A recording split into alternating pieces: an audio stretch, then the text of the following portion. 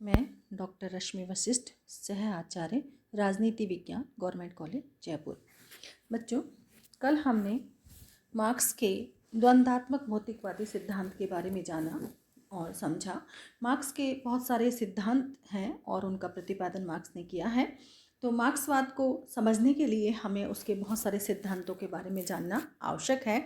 आज हम इतिहास की आर्थिक व्याख्या या आर्थिक नियतिवाद का जो मार्क्स का सिद्धांत है उसके बारे में जानेंगे। मार्क्स की विचारधारा में द्वंद्वात्मक भौतिकवाद की भांति ही इतिहास की आर्थिक व्याख्या या आर्थिक नियतिवाद का सिद्धांत भी महत्वपूर्ण है। वास्तव में द्वंद्वात्मक भौतिकवाद के सिद्धांत को सामाजिक विकास के संबंध में प्रयुक्त करना ही इतिहास की आर्थिक व्याख्या है। मार्क्स उन इतिहासकारों से सहमत नहीं मानता उन इतिहासकारों की बात को जो ये कहते हैं कि इतिहास को कुछ विशेष और महान व्यक्तियों के कार्यों का परिणाम मात्र कहा जा सकता है। मार्क्स के अनुसार इतिहास की सभी घटनाएं आर्थिक अवस्था में होने वाले परिवर्तनों का परिणाम मात्र हैं और किसी भी राजनीतिक संगठन अथवा उसकी न्याय व्यवस्था का ज्ञान प्राप्त करने के लिए उसके आर्थिक ढांचे का ज्ञान नितांत आवश्यक है। अर्थात मार्क्स के कहने का अर्थ ये है कि इतिहास केवल मात्र महान व्यक्तियों के घटनाओं, परिणामों या उन सब व्यक्तियों के किए गए कार्यों का परिणाम नहीं है, बल्कि मार्क्स कहता है कि इतिहास आर्थिक व्यवस्था या आर्थिक जो गतिविधियां इतिहास में रही हैं उनके परिणाम स्वरूप इतिहास की व्याख्या को किया जा सकता है। मार्क्स कहता है कि मानवीय क्रियाएं नैतिकता, धर्म या राष्ट्रीयता से नहीं बल्कि आर्थिक तत्वों से प्रभावित होती हैं। मार्क्स स्वयं अपने शब्दों में कहते हैं कि सभी सामाजिक, राजनीतिक तथा बौद्धिक संबंध, सभी धार्मिक तथा कानूनी पद्धतियां, सभी भौतिक दृष्टिकोण जो इतिहास के विकास क्रम में जन्म लेते हैं वे सब जीवन की भौतिक अवस्थाओं से उत्पन्न होते हैं। इस प्रकार अपने विचारों से स्पष्ट कर देना चाहते हैं मार्क्स की सब चीज़ों का जो आधार है वो आर्थिक है। धन है वही इसकी क्रिया और प्रतिक्रिया है। अपने विचार क्रम को स्पष्ट करते हुए मार्क्स कहता है कि उत्पत्ति के सिद्धांत का निरंतर विकास होता रहता है। वे गतिमान और परिवर्तनशील हैं और उनकी परिवर्तनशीलता का ही ये परिणाम होता है कि हमारे जीवन यापन के ढंगों में परिवर्तन होता जाता है। मार्क्स ने अपनी जो इतिहास की आर्थिक व्याख्या है उसको मानवीय इतिहास की 6 अवस्थाएं बतलाई हैं और वह कहता है कि जो प्रथम 4 अवस्थाएं हैं उनको तो मनुष्य ने जी लिया है, वे समाज में गुजर चुकी हैं और जो शेष 2 अवस्थाएं हैं वो अभी बाकी हैं, उनको लाना समाज के अंदर जरूरी है। मार्क्स की जो प्रथम आर्थिक व्याख्या है वो है आदिम साम्यवादी अवस्था। मार्क्स का मानना है कि सामाजिक विकास की इस पहली अवस्था में उत्पादन के तरीके बहुत सरल थे।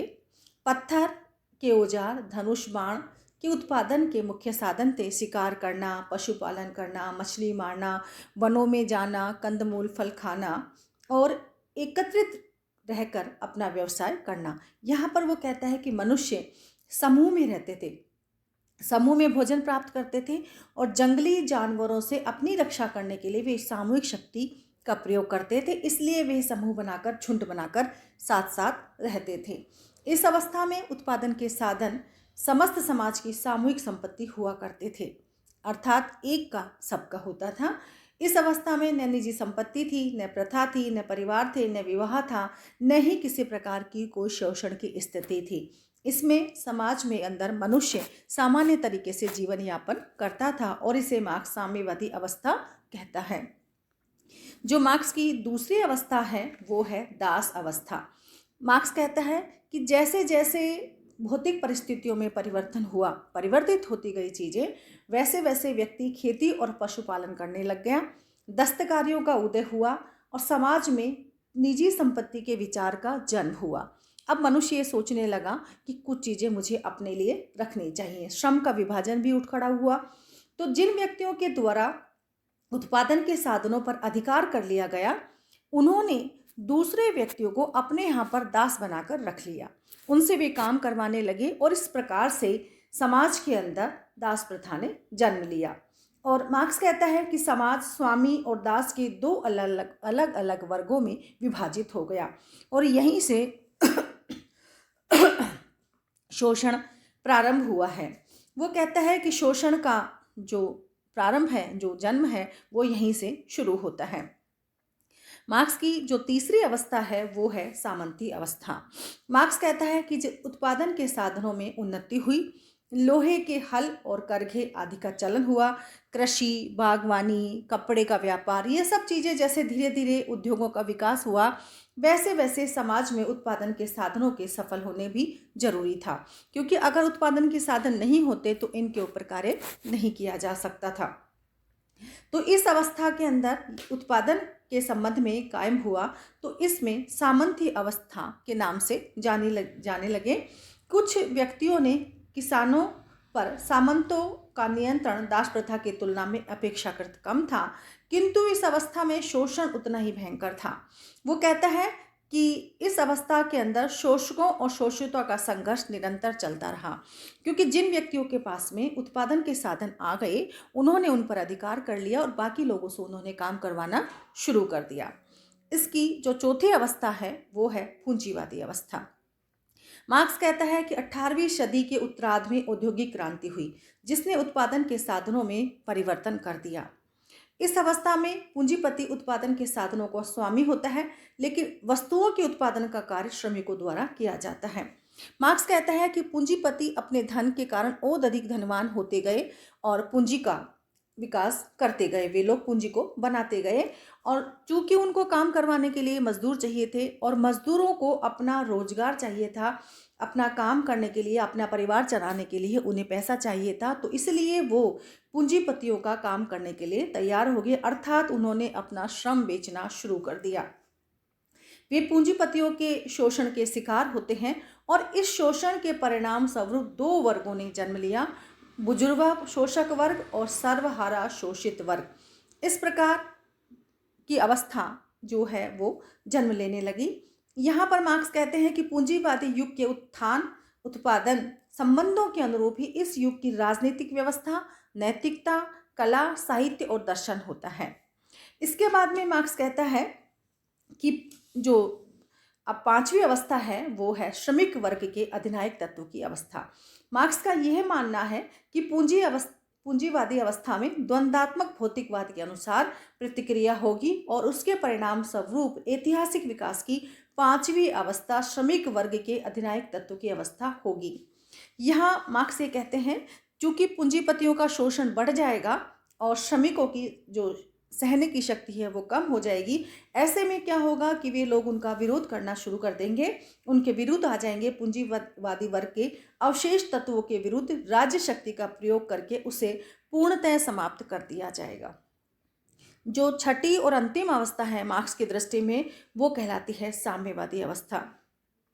पूंजीवादी तत्वों के पूर्ण विनाश के पश्चात मानवीय इतिहास की अंतिम अवस्था साम्यवादी अवस्था या राज्यविहीन वर्गविहीन समाज की अवस्था।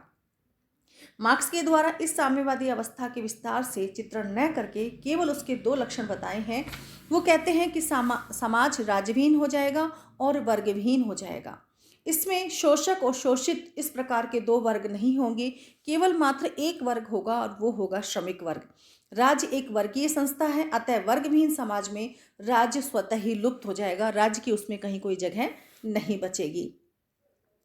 इस समाज के अंतर्गत वितरण का सिद्धांत होगा और प्रत्येक व्यक्ति अपनी योग्यता के अनुसार कार्य करे और उसे आवश्यकता के अनुसार प्राप्त होगा। तो इस प्रकार से मार्क्स अपनी इस व्याख्या को 6 भागों में बांटता है और छठी अवस्था तक आते आते मार्क्स कहते हैं कि अब ये अवस्था पूर्ण हो गई है और समाज के अंदर श्रमिकों का शासन हो गया है और श्रमिक राज्यविहीन वर्गविहीन समाज का निर्माण करेंगे और इस प्रकार से समाज का विकास होगा।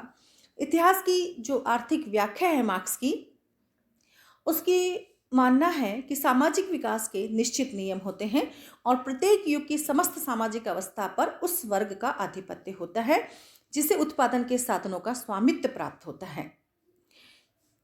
ई बर्न्स के शब्दों में जैसे ही उत्पादन करने के ढंग में परिवर्तन होता है, संस्थाएं और विचार भी बदलते हैं। वर्ग संघर्ष मानवीय इतिहास की कुंजी है और दास युग से लेकर श्रमिक वर्ग के अधिनायक तत्व तक वर्ग संघर्ष ने सामाजिक व्यवस्थाओं को परिवर्तित करने का कार्य किया है। लेकिन साम्यवादी युग में वर्ग विहीन समाज की स्थापना से वर्ग संघर्ष की प्रक्रिया स्वतः ही समाप्त हो जाती है।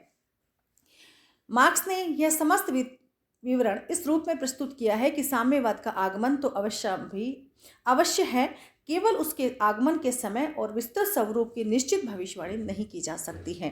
तो इस प्रकार से मार्क्स अपनी इन 6 आर्थिक अवस्थाओं के माध्यम से इतिहास की पूरी व्याख्या कर देते हैं और यह समझाने का प्रयास करते हैं कि इतिहास का जन्म कैसे होता है और उसकी परिवर्तित अवस्थाएं कहाँ तक और कैसे पहुँचती हैं।